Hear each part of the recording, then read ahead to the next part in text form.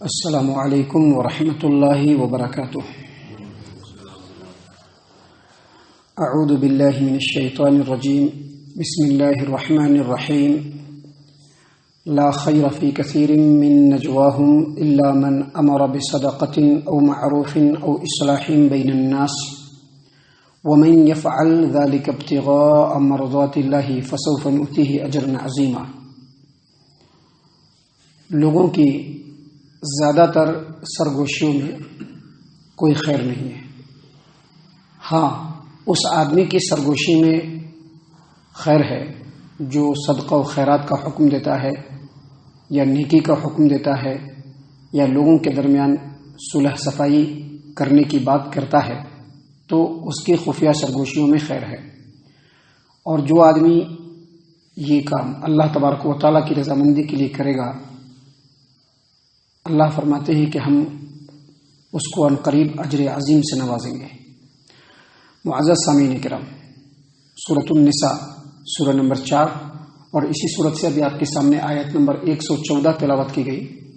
اور آیت کریمہ کا ترجمہ بھی آپ کے سامنے پیش کیا گیا۔ اللہ تبارک و تعالیٰ نے فرمایا ہے کہ لوگوں کی خفیہ سرگوشیوں میں، یعنی اکثر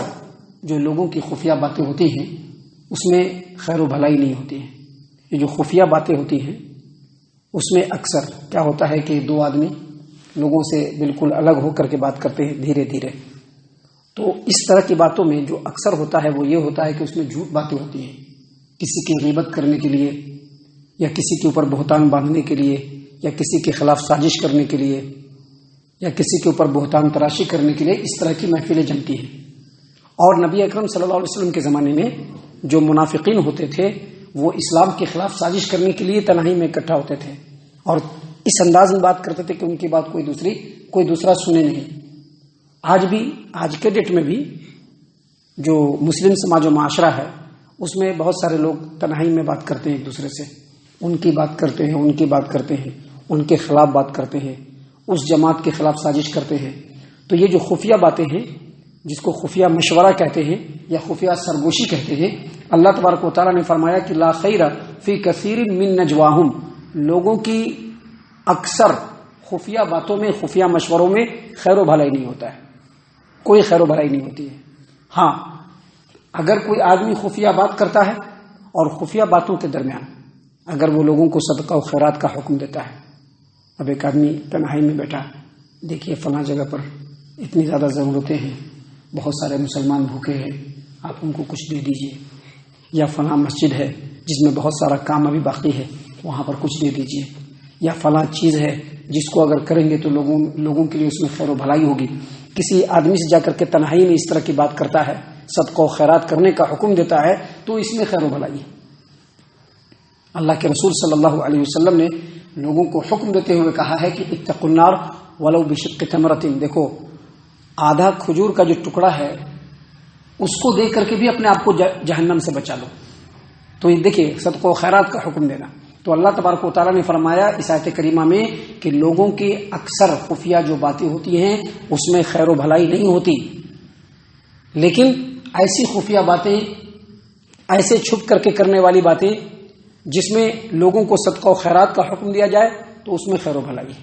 یا نیکی کا حکم دیا جائے تو اس میں خیر و بھلائی ہے، یا پھر اللہ تبارک و تعالیٰ نے فرمایا او اصلاح بین الناس، اب دو بھائی ہیں نا، دونوں کے درمیان صلح کرانا ہے۔ آج کے ریٹ میں ہوتا کیا ہے کہ دو بھائیوں کے درمیان درار ڈالنا ہے، کوئی اگر کسی سے خوش ہے تو اس کو کیسے اس کے خلاف بھڑکانا ہے۔ آج ہمارے سماج و معاشرے میں اس طرح کی باتیں زیادہ ہوتی ہیں، کوئی ذرا ترقی کر رہا ہے تو کیسے اس کا ٹانگ کھینچنا ہے اور اس کے لیے کس طرح سے پلان کرنا ہے، آج کل ہمارے سماج و معاشرے میں یہ بات زیادہ ہوتی ہے۔ لوگوں کے اوپر کیسے الزام تھوپنا ہے اس کے بارے میں باتیں ہوتی ہیں۔ کوئی جماعت اگر خیر و بھلائی کا کام کرنے کے لیے آگے بڑھتی ہے تو اس کو کیسے ڈج دینا ہے، اس کو کیسے ختم کرنا ہے، اس کے لیے لوگ چھپ کر کے مشورہ کرتے ہیں۔ اللہ تبارک و تعالیٰ نے کہا کہ نہیں، ان باتوں میں خیر و بھلائی نہیں ہے، بلکہ خیر و بھلائی ان باتوں میں کہ دو بھائی ہیں، دو مسلمان ہیں، ان کے درمیان اصلاح کا، صلح اور صفائی کی بات کر دیا جائے۔ کیونکہ دو بھائی اگر ایک دوسرے سے کسی وجہ سے رنجش میں ہیں یا ایک دوسرے سے غلط فہمی کے شکار ہیں،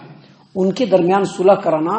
یہ اللہ کے رسول صلی اللہ علیہ وسلم کی حدیثوں کے مطابق بہت ہی خیر و بھلائی والا کام ہے. اور ایک آدمی اگر دو بھائیوں کے درمیان صلح کرانے میں جھوٹ بھی بولتا ہے تو شریعت کی نظر میں وہ جھوٹ بہت ہی خیر و بھلائی والا ہے.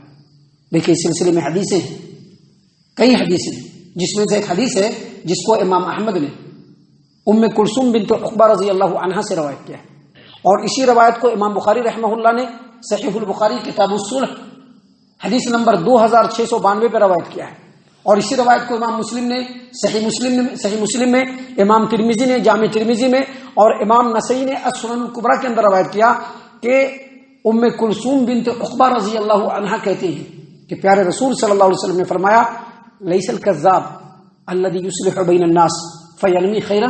ویقول خیرا. وہ آدمی جو دو بھائیوں کے درمیان صلح کرانے کے لیے، دیکھیے صلح کرنا دو بھائیوں کے درمیان کتنی بڑی بات ہے، ذرا غور فکر کر لیجیے گا. نبی صلی اللہ علیہ وسلم نے فرمایا کہ جو آدمی دو بھائیوں کے درمیان صلح صفائی کرانے کے لیے جھوٹی بات پھیلاتا ہے. اب ایک بھائی ناراض ہے، کسی وجہ سے رنجش ہے دو بھائیوں کے درمیان، تو ان کے پاس گیا، کیا تم ان کے بارے میں اتنا غلط سوچتے ہو نا؟ وہ تمہارے بارے میں ایسا سوچتے ہیں، وہ تمہارے بارے میں بڑی خیر و بھلائی کی بات کرتے ہیں، وہ تم کو ہمیشہ اچھا سمجھتے ہیں، تمہارے بارے میں بڑی اچھی سوچ رکھتے ہیں. حالانکہ انہوں نے ایسا نہیں کہا ہے، لیکن پھر بھی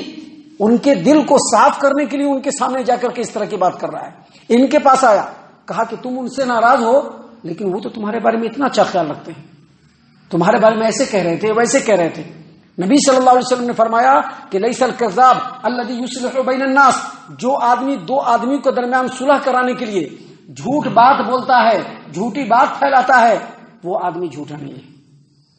وہ آدمی جھوٹا نہیں ہے. اب سوچ لیجئے ہمارا سماج و معاشرہ کس طرف بھاگا جا رہا ہے، کدھر چلا جا رہا ہے. آج ہر کوئی ایک دوسرے کے پیچھے پڑا ہوا ہے. کہیں پر تنہائی میں ملے ان کے خلاف غیبت ہو گئی،